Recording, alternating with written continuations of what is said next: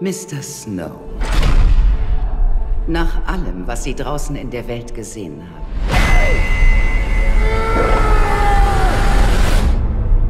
was ist der Sinn und Zweck der Hungerspiele? How does it feel to be part of this kind of revival of this franchise, which is so beloved by so many fans around the world? I remind myself that it is for the fans, I think.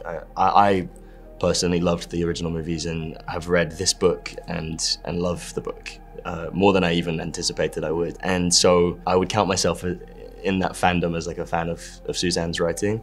If it all gets too much, I just think I'm honoring Suzanne's work and honoring the people who love the books. It's an amazing opportunity. As somebody who is a diehard fan and is a diehard fan of the original books, the original movies, of Frances, of Jen, and everybody involved, it's really cool to get to see my name up next to theirs in any capacities. It was like really my favorite books for a while. Like, and I had the Mockingjay pin. It's really full circle and kind of like brings my little fangirl kid self back to life, you know? The new edition has been received really well by a lot of the fans. The fans of this franchise are so lovely. They're really the nicest people. And the literature is really, really strong. I think the movie is so strong. I'm very excited to share it with everybody. Von Natur aus wohnt in uns allen das Gute. Wir können die Grenze zum Bösen übertreten oder nicht. Helena Snow is a character we already know from the previous movies and the films. I would dare to say that most Hunger Games fans hate him. So what would you say, how does this movie impact the previous view we have of him? I think we love to hate him, right? In the first films, he's kind of deliciously bad, and that's down to Donald's amazing performance. I think what is the joy of this movie for me is that we get to see him way before any of that, before he's kind of broken bad. Hopefully that moment is kind of delicious for the fans because they get to see the moment where it really changes for him. And up until that point, I think he's actually someone who you kind of understand him. You understand his complexity and what makes him so driven and hungry for success.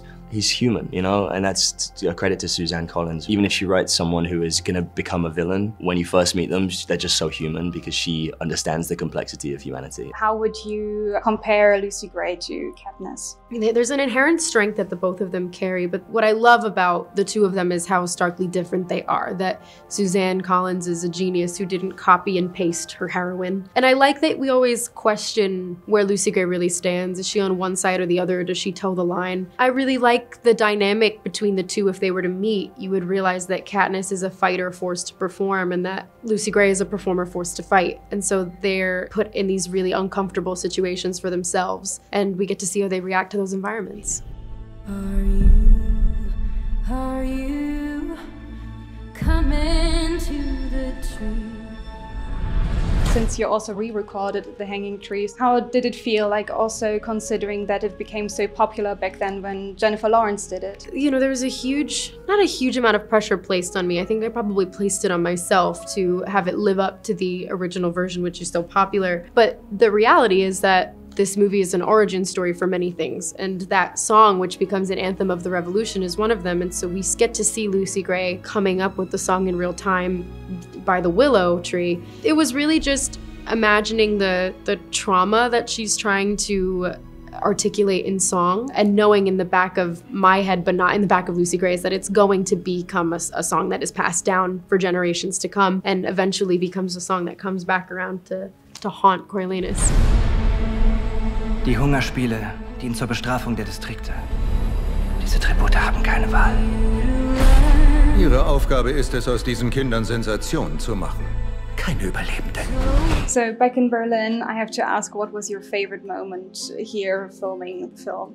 Yeah, it's great to be here. We all love it here. We had a really good time filming, so it's nice to be back. The one that really stands out in my mind is one of the last shots of the film. Corio walks out into the kind of the big square, and we shot it towards the end of the film, and it was cold and it was getting kind of wintry, and I remember walking out and thinking like, oh, there's some like grandiosity to it, which feels right for the movie, and it feels right for the for the end of the movie. So many amazing shooting memories all throughout Germany. We were in Leipzig, Düsseldorf, Duisburg. Here in Berlin, I did a lot of studio stage work for the inside of the games and kind of overcame my claustrophobia by doing the scenes where Lucy Gray is crawling around in the vents of the arena. And we did that at Studio Basel-Zurg, and it was an amazing experience. And did you learn any German words? I wish I did. I really wish I did. I did a terrible job at learning. It never stuck with me for whatever reason. I would say like Dankeschön, but I don't even know if I say it well. You do. Do I? Okay, cool.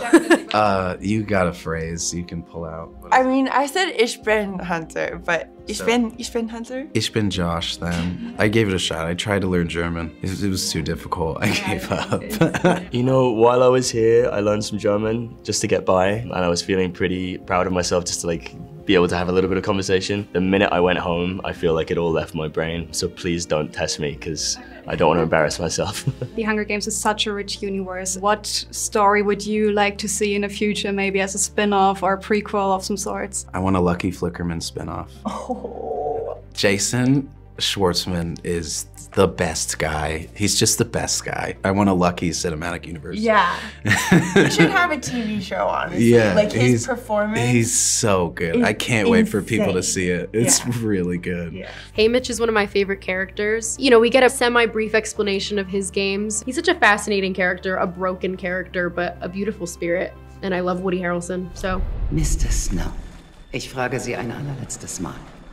Was ist der Sinn und Zweck der Hungerspiele? Hanging tree.